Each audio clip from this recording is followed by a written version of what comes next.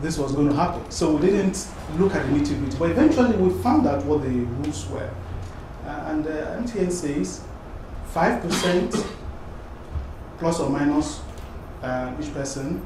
But beyond that, they will need to sit down and look at it. So we weren't the only ones that were affected. There were other big contractors to MTN like Ericsson and Alcatel and so on. So I would believe that the power of those companies lifted us up into the same argument. So we did get from MTN a variation, but not for the full coverage. We're still short by about $1 million, which now we went to Sun. And we said, okay, fine. You know, when we're staring at $4.5 million or something like that, we've managed to bring it down to $1 million. So what do we do? Now, who wants to be Sun? Nobody. Anyway, it was a better problem to deal with. So we decided that we're going to look at a period of time. We looked at the pipeline and we decided to share costs out of our margins. They will put in some margin, we'll put in some margin, and then fill that 1 million hole. So that's what we did. Yes, Kwame. You said you went to see a banker discussing the IPO possibilities, and the Fed recommended that you were small, rather small for IPO. Yet, I don't know, can you tell us the timeline of when you heard this and when you decided to go through the process, and what made you decide to even pursue the IPO? Because in the case that it says you were told you're rather small to do so. Yes, I did talk to my friend Peter, and Peter said, listen, I've done your numbers. Peter tended to agree with Chidi, but you know, they're finance people. So, and he said, I think you should take it. But I have a philosophy that every either-or solution has at least two more options. You know, is it coffee or tea? It could be none, and it could be both. So it's coffee, tea, none, or both. But we are trained to see only two options. And that's what we call thinking outside the box. I'm not looking at any of your two options. Peter says take it. My mind was like, why should I take it? So either or, but to expand the scope and say, okay, fine, let's assume that there were other people that were interested, as Professor Lowe said. And let's ask how much they are willing to pay. And based on that, it becomes a perception issue, not a straight finance valuation issue. Since the public perceived that this price is fair, that put us at about $80 million, that is the... But we did give a discount, a 20% discount, because this guy is taking a whole block of shares. But at least we arrived at $80 million. Yes? One of the big issues in Nigeria is the operating costs. So how do you deal with, if your brand is built around customer service, getting to the customer, servicing them, with all the logistical problems, with the power issues, especially in the computer, IT industry, which is power heavy. How do you deal with these things on a day-to-day basis? We have trained ourselves in the mode of in spite of. Yes, we see those challenges. But in spite of those challenges, we've got to run a business. I mean, it's a very good excuse to fail. But we will not fail because we saw, for us, there is no option. This is our country, and this is where we have to do business. Now, for an external investor, you obviously saw all these limitations, and you still chose to invest. So it wouldn't be fair in the middle of the course to say, okay, but there's no power. I mean, our power situation now is even gotten worse. We're generating something like about 3,000 megawatts compared to South Africa, which is about 46,000 megawatts. And we're planning to hit 6,000 megawatts by end of 2010. It's a tall order. we have to do business. We run business by putting a generator and a backup generator. And you can imagine the logistics about diesel and so on. But we don't let that distract us. It's enough distraction without thinking about it. It's enough distraction without thinking about it. Another thing which we have done is to look at how we can diversify. So we put in many layers of diversification. The hardware, software and communications business are not all going to go down at the same time or all up at the same time. So there are compensations. When the software market is down, that the hardware will compensate or the communications will compensate. More so, the communication is on a lease basis. So people don't typically buy VSAT, they just buy connectivity. So you're sure that that is going to come in regardless, every annuity. Okay? Then software support contracts and the hardware support contracts are also going to be annuity. So we have about 30 to 35% of our turnover of 100 million that we are sure that we're going to get every year, which is a good place to be. We also have diversification from the customer's point of view. We've selected 3 key areas that we're going to focus on: banking, telecommunications, and oil and gas. It's not likely that they will all bottom up at the same time. So again, and then the third level of diversification is by geography. It's not likely that there will be a war in Ghana and Nigeria, and now we're opening in Uganda at the same time. So as much diversification as you can put in without distracting yourself, it's always helpful in the business front. But I know here is more specialist. If you're a bicycle mender, then you just mend bicycles, and that's what you do. You know, anybody wakes you up from sleep, you can tell them all the parts of the bicycle. We are forced to be a bit more broad. What are we going to do with the money? These are some of the questions that were asked. Safe to say that we're not allowed to take it with us. Which is not interesting, but you have to find what to do with the money before you take the money. If you take the money before starting to figure out what to do with it, a lot of it is going to go to waste. Your receivable is going to get less efficient because there's money, you know. And so we went through several iterations of what we could do with money. Some big, some medium, some small. If you take Nigeria, it's only 10% of the population that is banked, that have bank accounts. 10% of 130 million, or 131, there's just about 13 million. So, majority of the population do not own bank accounts.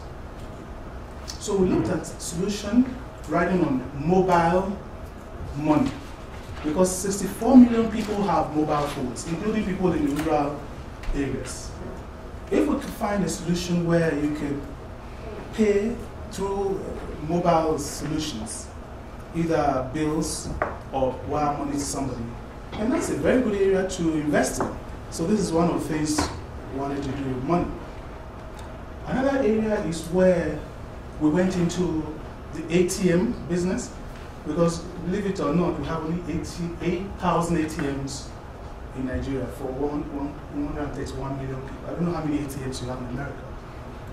But we saw a gap immediately, because once people latch onto a culture, then we start really looking for the ATM. So we made a lot of money from ATMs last year. And then comes the other side of Nigeria's difficult business situation, policy inconsistency. After building such a beautiful business on ATM, the central bank announced that banks could no longer deploy ATMs off their branch sites. No, look at us, we were coasting. We did $35 million from ATM last year in terms of bookings. And you know, when you're making money, you put in more money. So we have a whole warehouse of ATMs. Which, by the way, we have orders for. We have orders for 2,500 from UBA and 1,250 from Oceanic Bank.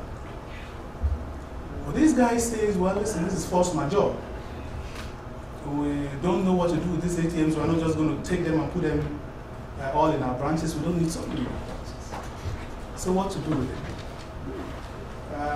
We then decided to go into what we call IAD, Independent ATM Deploy. In any case, we wouldn't have thought about that, even though it was a very obvious business proposition for us. We have a communications business. ATMs need communication to go to them. We have a banking software application that maybe 50% of the banks and more than 50% of the branches were running that software. And we were ATM distributors. So this was a perfect mix to bid for the IAD. But that was not why we bid for the IAD. What made us bid for the IAD was a warehouse of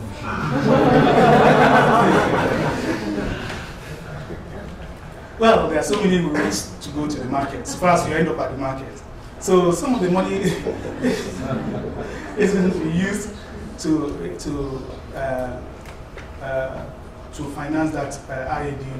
And I think we're looking very good because we got a visit from the central bank to evaluate our readiness to be the ATM IAD. So that's another place where we can put money. The other thing is, once you have money, everybody else wants to give you more money. So we had 2 weeks ago, people from Intel Capital came together with IFC, and they wanted to put in money into Computer Warehouse. And we said, well, we're just taking money from others. Don't you need any more?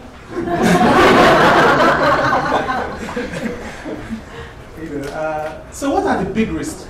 Human capital. Because every day at closing time, all our assets leave our doors. They go home. The buildings, not our assets. The computers, not our assets. It's the human people that run the company. And we only pray that the assets will come back in the morning when we open for business. It's difficult because, like Prof says, because of the environment getting better. Sorry, you want to ask a question? Oh, no, it ties into what you're saying. You said human capital. So you're part of the capital, all right? Yes. I was told that I have to take what they call keyman insurance. I didn't understand that in the beginning. I was told I have to take an insurance so that if I leave or die or the venture capitalists will get a compensation from the insurance company. And I said, okay, but we have 450 people. Is everybody going to take a keyman insurance? And they said, no, you must take a keyman insurance. So I guess I'm part of the intellectual property. Were you required, when the money came in, did you obliged to stay for a certain number of years, and are you limited in what you can do now because of the investment? Yes, I'm required to stay until the fund exits. But before we took the money, I made it very clear that I will give 3 years instead of 5 years. And the other 2 on the best effort basis. So that was clarified at the beginning. And when I retire, can I go and set up a competitive business? I won't think it's ethical. We have, that has helped us also, a code of ethics, where we draw the line in the sand and say, beyond this we will not do. I mean, you can make money from many opportunities, but you just have to decide before you reach that adversity, what you will do and what you will not do. If you do not decide before you get there, it's too late, because the temptation is too heavy. And also, you are not in control of all the 450 people. You might not, but somebody will do it. But when all of us know that this is where we draw the line in the sand, then you are very sure that nobody is going to cross that line. So I'll give you an example. When they were introducing this thing, what is the technical name for this thing? Nobody calls it mouse. Is that the technical name? I don't know. But when it was being introduced, this mouse, it wasn't always for the computer. For those that as old as me, just used to be the keyboard. And so we got some for promotions from Dell. We got an order from Chevron, and along with their order came mouse and mouse pad as promotions. So we went to deliver the systems, and I can remember the look of horror on the IT man's face. I didn't order these things. At that time, they were not cheap. They were new. I didn't order mouse. I didn't. You have to take it back. And I said, no, but it's part of your order. No, I didn't order it. Check it. Yeah, it's not there, but it came as a promo. I said, wow, the other people tried to sell it to me. You know, so you make more extra bucks. But you see, it's a transaction. If you're looking at a relationship, then you think differently. You know, in terms of adversity, you can make two choices: compromise or character. The sum of it is that in times of adversity, we must always choose character, because it's difficult when you meet the adversity to start making that choice. Sorry, any question? I'm talking too fast. Yes? Just to go back briefly to what you were saying about ATMs and the policy change that happened.